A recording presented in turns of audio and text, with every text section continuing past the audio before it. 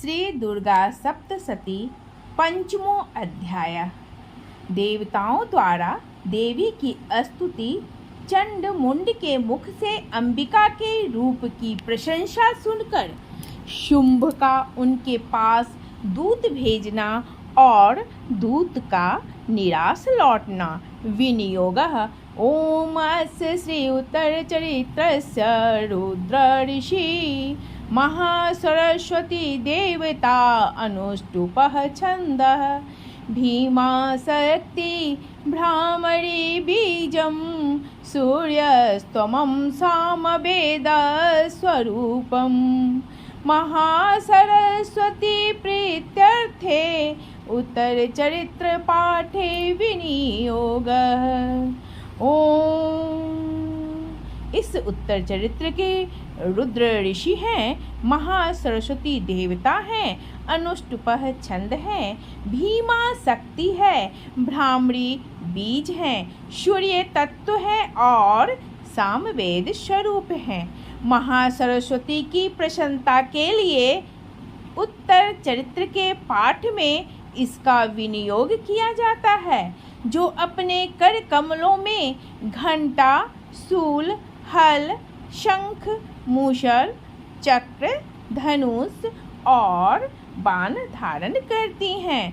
शरद ऋतु के शोभा संपन्न चंद्रमा के समान जिनकी मनोहर कांति है, जो तीनों लोकों की आधारभूता और शुंभ आदि दैत्यों का नाश करने वाली है, तथा गौरी के शरीर से जिनका प्राकट्य हुआ है, उन महासरस्वती देवी का मैं निरंतर भजन करता हूँ।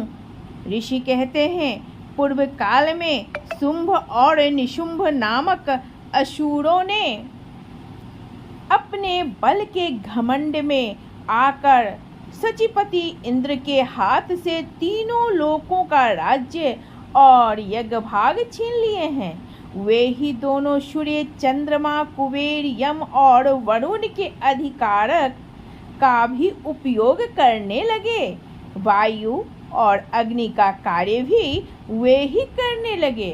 उन दोनों ने सब देवताओं को अपमानित, राज्य भ्रष्ट, पराजित तथा अधिकारहीन करके स्वर्ग से निकाल दिया। उन दोनों महान असुरों से तिरस्कृत देवताओं ने अपराजिता देवी का स्मरण किया और सोचा, जगदम्बा ने हम लोगों को वर दिया था कि आपत्ति काल में स्मरण करने पर मैं तुम्हारी सब आपत्तियों का तत्काल नाश कर दूंगी। यह विचार कर देवता गिरिराज हिमालय पर गए और वहाँ भगवती विष्णु माया की स्तुति करने लगे। देवता बोले, देवी को नमस्कार है, महादेवी शिवा को सर्वदा नमस्कार है, प्रकृति एवं भद्रा को प्रणाम है। हम लोग नियम पूर्वक जगदम्बा को नमस्कार करते हैं। रौद्रा को नमस्कार है, नित्या, गौरी एवं धात्री को बारंबार नमस्कार है। ज्योत्सनामयी, चंद्र रूपिणी एवं सुख स्वरूपा देवी को सतत प्रणाम है। शरणागतों का कल्याण करने वाली वृद्धि एवं सिद्धि रूपा देवी को हम बारंबार नमस्कार करते हैं। नैत्रयति, राक्षसों की लक्ष्मी, राजाओं की लक्ष्मी तथा शर्वाणी, शिव पत्नी स्वरूपा आप जगदम्बा को बार बार नमस्कार है। दुर्गा, दुर्गपारा, दुर्गम संकट से पार उतरने वाली, सारा शव की सारभूता, सर्वकारिणी ख्याति कृष्णा और धूम्रा देवी को सर्वदा नमस्कार है। अत्यंत सौम्य तथा अत्यंत रौद्र रूपा देवी को हम नमस्कार करते हैं। उन्हें हमारा बारंबार प्रणाम है। जगत की आधारभूता कृति देवी को बारंबार नमस्कार है। जो देवी सब प्राणियों में विष्णु माया के नाम से कही जाती है, उनको नमस्कार, उनको नमस्कार, उनको बारंबार नमस्कार। जो देवी सब प्राणियों में चेतना कहलाती हैं, उनको नमस्कार, उनको नमस्कार, उनको बारंबार नमस्कार है। जो देवी सब प्राणियों में बुद्धि रूप से स्थित हैं, उनको नमस्कार, उनको नमस्कार, उनको बारंबार नमस्कार है। जो देवी सब प्राणियों में निद्रा रूप से स्थित हैं, उनको नमस्कार, उनको बारंबार नमस्कार है। जो देवी सब प्राणियों में क्षुधा रूप से स्थित हैं, उनको नमस्कार, उनको नमस्कार, उनको बारंबार नमस्कार है। जो देवी सब प्राणियों में छाया रूप से स्थित हैं, उनको नमस्कार, उनको नमस्कार, उनको बारंबार नमस्कार है। जो देवी सब प्राणियों में शक्ति रूप से स्थित हैं, उनको नमस्कार, उनको नमस्कार, उनको बारंबार नमस्कार है। जो देवी सब प्राणियों में तृष्णा रूप से स्थित हैं, उनको नमस्कार, उनको नमस्कार, उनको बारंबार नमस्कार है। जो देवी सब प्राणियों में शांति क्षमा रूप से स्थित है, उनको नमस्कार, उनको नमस्कार, उनको बारंबार नमस्कार है।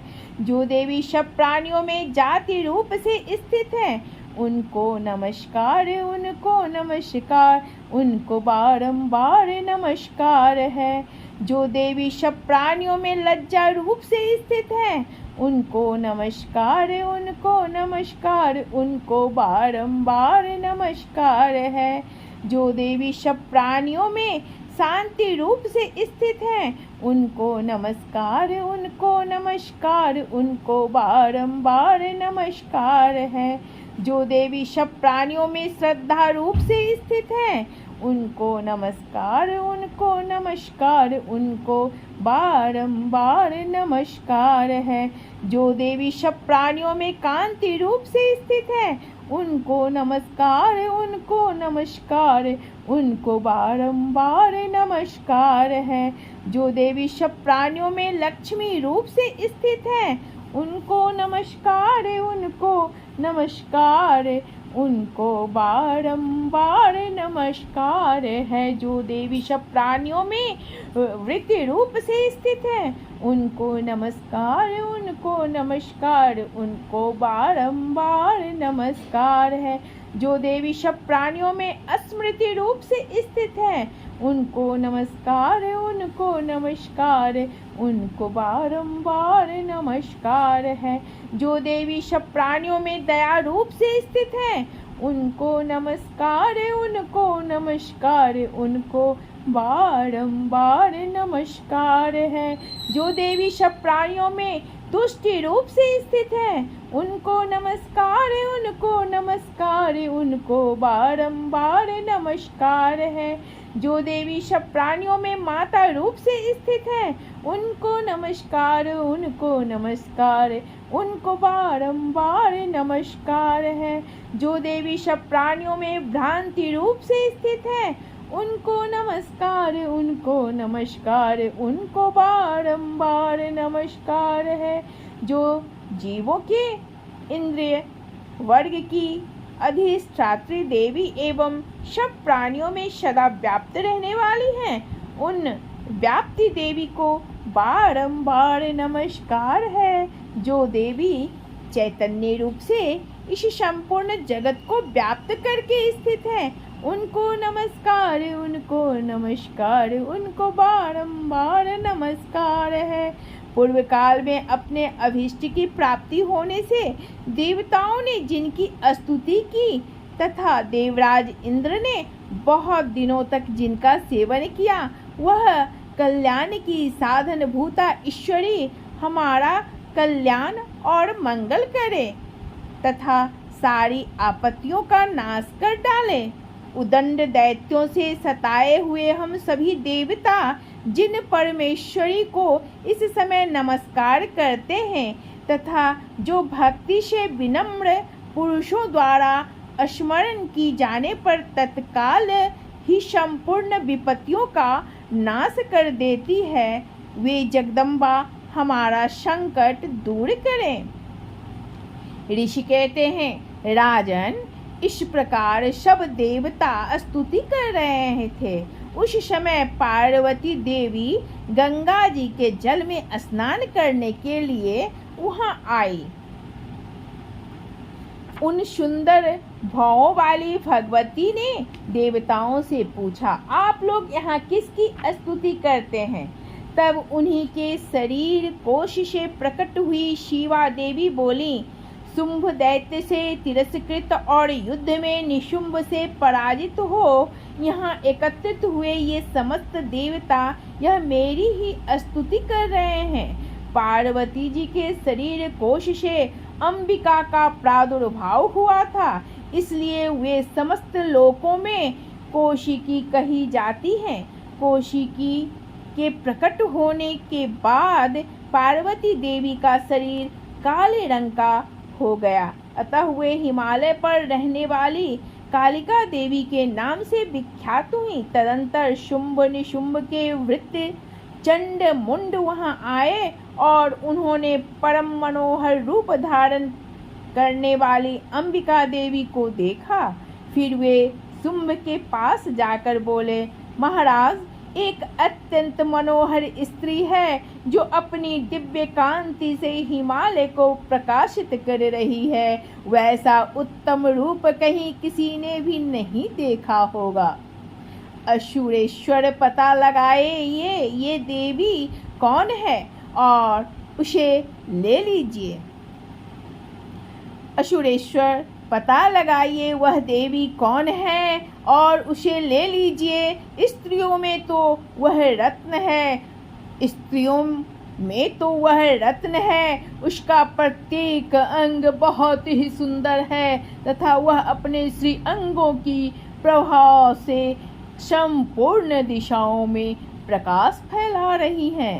दैत्यराज, अभी वह हिमालय पर ही मौजूद है, आप उसे देख सकते हैं। प्रभु, तीनों लोकों में मणि, हाथी और घोड़े आदि जितने भी रत्न हैं वे सब इस समय आपके घर में शोभा पाते हैं। हाथियों में रत्नभूत ऐरावत, यह पारिजात का वृक्ष और यह उच्च श्रवा घोड़ा, यह सब अपने इंद्र से ले लिया है।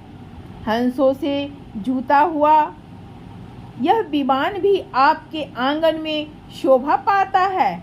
यह रत्न भूत अद्भुत विमान जो पहले ब्रह्मा जी के पास था अब आपके यहाँ लाया गया है।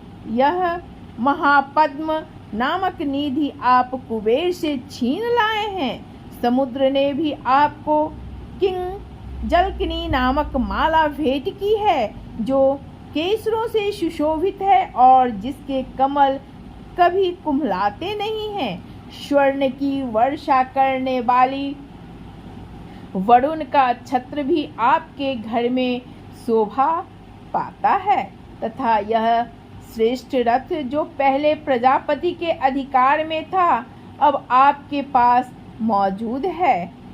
दैत्येश्वर मृत्यु की उत्क्रांतिदा नाम वाली शक्ति भी आपने छीन ली है तथा वरुण का पास और समुद्र में होने वाली सब प्रकार के रत्न आपके भाई निशुंभ के अधिकार में है। अग्नि ने भी स्वतः शुद्ध किए हुए 2 वस्त्र आपकी सेवा में अर्पित किए हैं।